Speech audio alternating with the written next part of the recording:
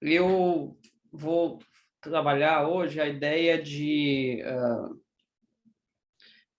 seleção natural, a partir de alguns dos conceitos de seleção natural, né? Ver as implicações disso para os transtornos psiquiátricos e como que os conflitos morais eles ingressam nesse debate. Antes de mais nada, eu já quero de antemão agradecer ao João e à Silvia pelo suporte, pela organização desse evento, que tem, de fato, trazido debates bastante relevantes e bastante atuais sobre diversos pontos. Então, foi muito feliz essa oportunidade. Deixa eu tentar. Pronto. Então, o problema que eu vou tratar aqui é como que o mecanismo de seleção natural pode ser usado para produzir transtornos psiquiátricos e com isso, a partir do que a gente vai entender aqui como conflitos morais, tá? A gente não vai se debruçar sobre conflitos morais de modo complexo, a gente vai partir de uma única questão moral, tá? Que é a defesa da vida, que é o valor da vida, e a partir daí a gente vai trabalhar esses outros conceitos. Então, no decorrer da apresentação, a gente vai falar um pouco sobre o conceito de seleção natural, bem rapidamente, tá? Isso já foi falado nas apresentações anteriores. Depois a gente vai pegar um exemplo que o Darwin dá, que é um exemplo de um país, tá? No capítulo 4 da Origem das Espécies. E a gente depois vai combinar essas ideias. Tá. Então, o conceito de seleção natural, né, quer dizer, além do capítulo 4, onde o Darwin resume essa noção, o Godfrey Smith, ele dá ele faz um resumo de uma noção básica, mínima, tá, do que seria a seleção natural, mas ele mesmo enfatiza, né, que trata-se meramente de um formato lógico de uma noção mínima de seleção natural, tá? E justamente por isso que ele trabalha a noção de populações darwinianas e como que isso escapa a essa noção mínima, né? Ele dá 4 elementos, que seria reprodução, hereditariedade, variação de características e caracteres e variação na aptidão, né, dos organismos.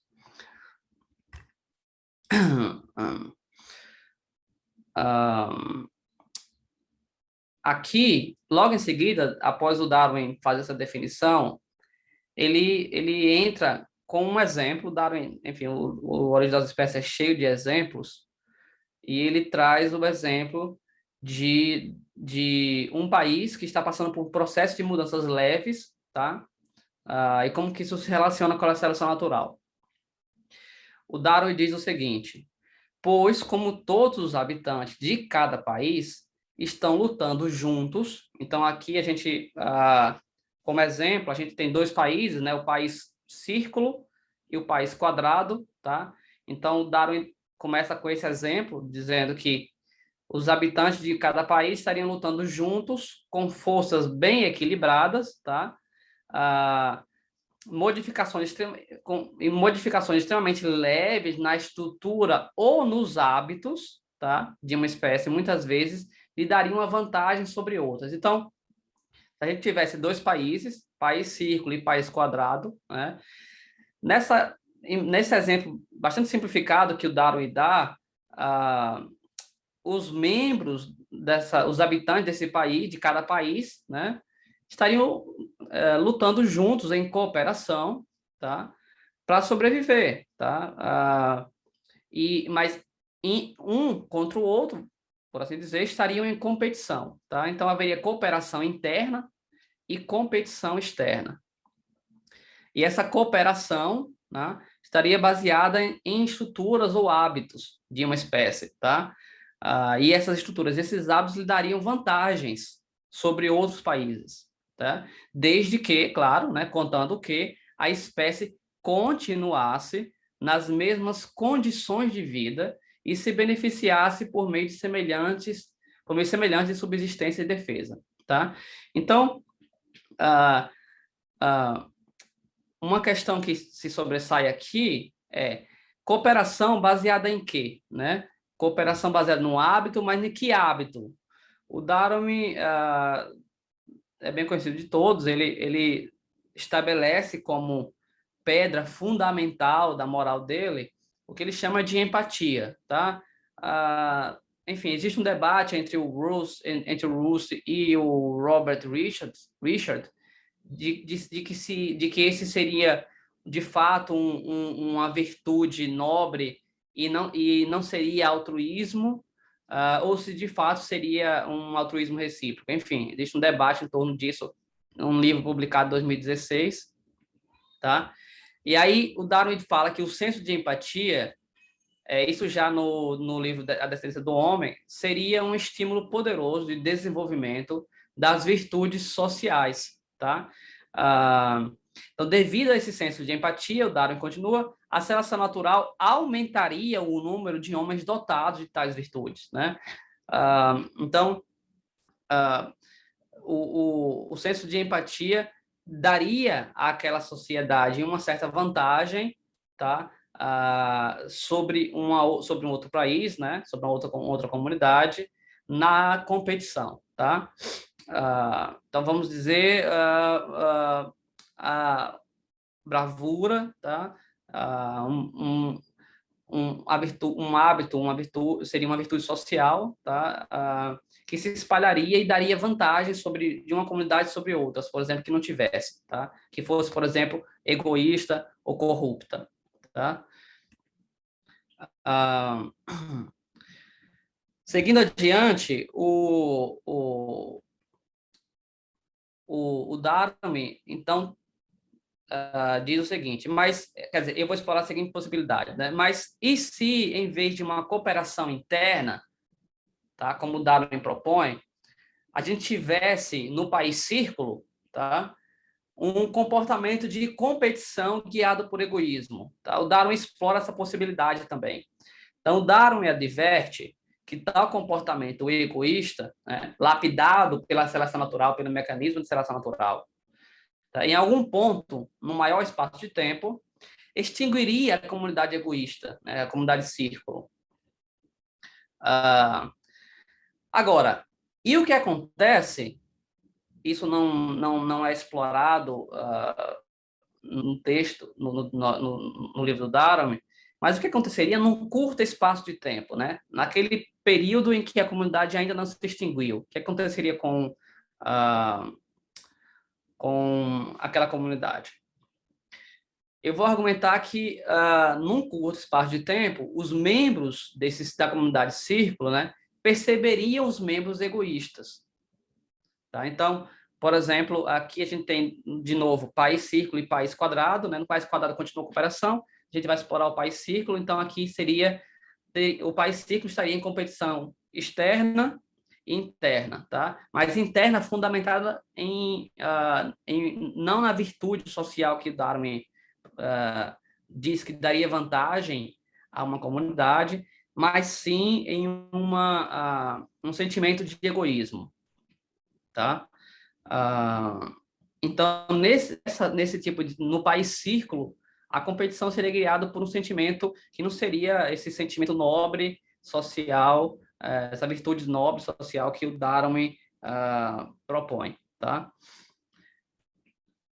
Num curto espaço de tempo, o que eu vou defender, o que eu defendo, o que eu estou propondo aqui, na verdade, é que num curto espaço de tempo, os membros da comunidade círculo perceberiam, tá, os membros egoístas como bem-sucedidos, né? Então, esses membros egoístas, eles se tornariam modelos a seguir. Por quê?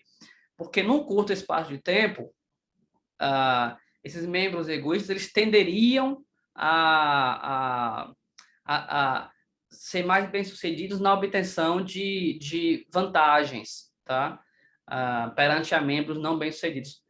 Eu não vou ter tempo de mostrar aqui, mas existem simulações computacionais de duas espécies, uma com comportamento egocêntrico e a outra não, e no curto espaço de tempo, essa comunidade egocêntrica, ela tende a crescer mais, né?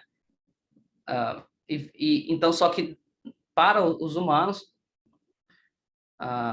essas pessoas seriam vistas como modelos, porque teriam mais vantagens em curto prazo, né? Então, no país círculo, essas pessoas se tornariam modelos, tá? Porém, uma outra questão que eu trago mas enquanto o círculo existir, a comunidade círculo existir, o que pode dar errado com aqueles membros cujos valores morais divergem dos membros corruptos e egoístas predominantes, tá? Então, por exemplo, se no longo tempo a comunidade toda seria extinguida, inclusive essas pessoas que não seriam egoístas, né, que teriam valores nobres, por exemplo, defender a vida, tá?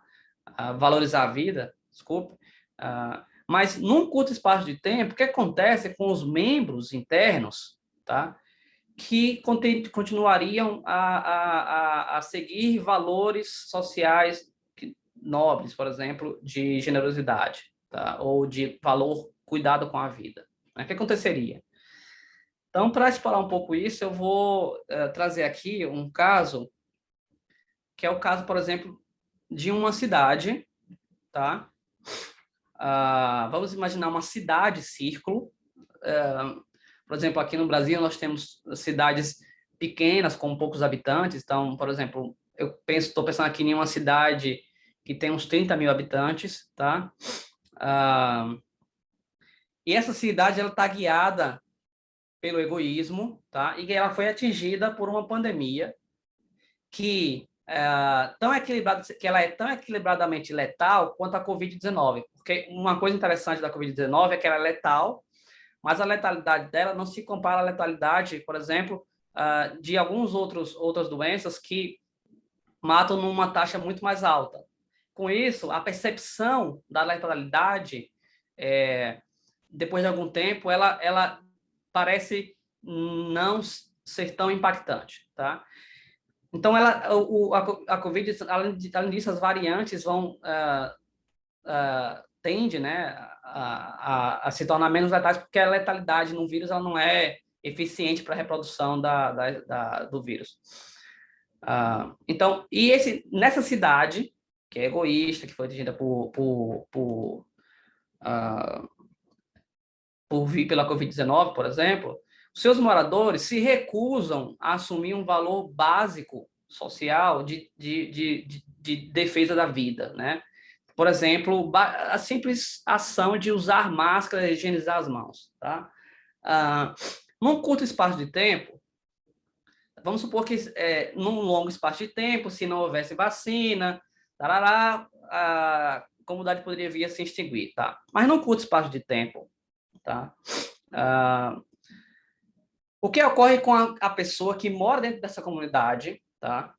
E que defende os valores da vida e que segue comportamentos nesse sentido, por exemplo, se precavem, usa máscara, enfim, só sai de casa quando é necessário, mas ela se encontra com pessoas que a todo instante não estão na rua sem usar máscara, sem se vacinar, enfim, sem tomar as medidas que mostrariam um valor básico pela vida. Tá? Cada um simplesmente cuida do seu próprio interesse, vai na rua quando lhe dá na telha, enfim. Então, numa comunidade círculo aí, como vocês estão vendo na imagem, vamos supor, essa pessoa, primeira coisa, né, é que eu argumento que ela tenderia a adoecer seriamente, não de Covid, mas mentalmente, tá? Porque os membros dessa comunidade perceberiam essa pessoa, de certa forma, diferente. Então, primeira conclusão que eu tiro daí é que essa pessoa tenderia a adoecer seriamente. E por quê? Porque, de acordo com o Manual de Doenças Psiquiátricas, né, 2013, modelo número 5, conflitos podem precipitar transtornos e as pessoas distoantes permanecerem o tempo suficiente nesse ambiente, elas podem adquirir transtornos mentais sérios, tá? Então, por exemplo, se você for lá no manual de psiquiatria, na seção de transtornos depressivos, subseção fatores de risco e prognóstico do ambiente, né, é dito lá que eventos estressantes da vida são bem reconhecidos como precipitantes de episódios depressivos maiores, tá?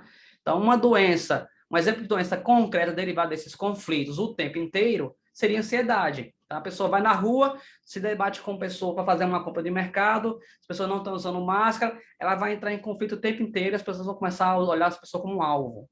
Tá? 4 minutos para 20, então dentro do tempo ainda vai dar. Então, no manual de psiquiatria, o transtorno de ansiedade tem uma definição bastante interessante. Eu quero chamar a atenção de vocês para isso. Né? O transtorno de ansiedade é definido da seguinte maneira. Geralmente, é definido como uma resposta emocional a uma ameaça iminente, real ou percebida pelo sujeito em relação ao futuro. Tá? Então, o segundo ponto, a partir daí, é que a pessoa não só pode adoecer seriamente, né, mas pior, ao procurar um auxílio médico, um amparo necessário médico, tá, ela não vai encontrar. Por quê? Porque se a pessoa buscar ajuda psiquiátrica e o psiquiatra for seguir as orientações do manual de psiquiatria, na mesma sessão sobre ansiedade, o manual, além da definição que eu dei anteriormente, fala o seguinte, que a percepção da pessoa, da ameaça por parte da pessoa, embora não seja necessariamente ilusória, tal ameaça seria tipicamente superestimada. Né? Desculpa, Então, eu quero chamar a atenção dessa... Peço desculpa, tem 3 minutos. Tá, estou contando aqui, está 3 minutos. Então, essa pessoa seria tipicamente superestimada. O que é que significa isso? Significa que essa pessoa, o médico atribuiria a essa pessoa uma superestima da sua percepção de ameaça, tá? Com isso, a pessoa doente, né, naquele momento, iria praticar, entre outras coisas, diz o manual, o mutismo seletivo, né, e com isso ela sofreria um impacto psicológico dessa automutilação. Simplesmente por defender uma coisa, um valor moral que promove a evolução da vida.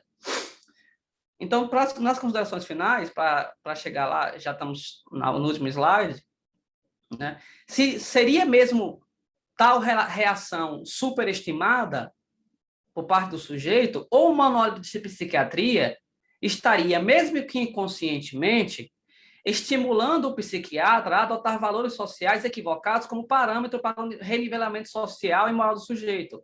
Né? Porque automaticamente, se essa é a definição, e se o psiquiatra adota a definição do manual de psiquiatria, né, assumir a concepção de que a ansiedade seria tipicamente uma reação superestimada, não só promove no médico a assunção inconsciente de que valores sociais difundidos são moralmente os melhores, os mais nobres, né, mesmo dentro da definição darwinista de moral, né, mas ele acabaria também por transferir para o paciente a responsabilidade e a culpa de ter adoecido, porque é a mesma coisa do médico estar dizendo para o paciente que ele adoeceu porque ele está superestimando, está reagindo de modo superestimado a uma situação social que ele está vivendo, né?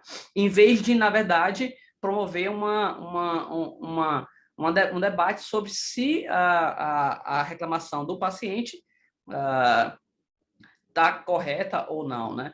Logo, para concluir, falta um minuto aqui, então, já concluindo, o que eu estou propondo aqui é uma revisão do conceito de ansiedade dentro do manual de psiquiatria, porque, da forma como está, ele está contaminando o diagnóstico do médico a partir da assunção, mesmo que inconsciente, desse médico, de valores sociais difundidos, simplesmente porque eles são difundidos, sem que eles necessariamente sejam moralmente, vamos dizer assim, os mais nobres, tá? Então, essa é a minha bibliografia. Obrigado.